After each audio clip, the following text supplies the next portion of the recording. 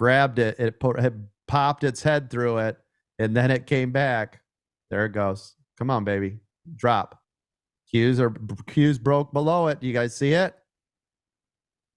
There it goes. I'll take it.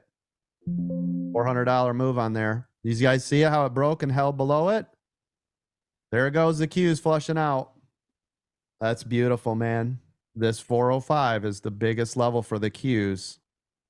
Now, I traded on the 404.76 because that's what I had marked. So I had already had that. But 405 is going to be a big deal for it.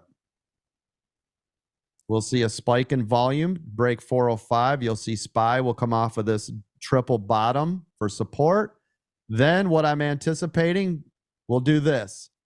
It'll come up, big spike in volume, probably then pull back because of the way it's acting. We'll look for a retest here of 405, and we'll see if it's then going to come up or if it's going to make the next leg to the downside on a knife drop.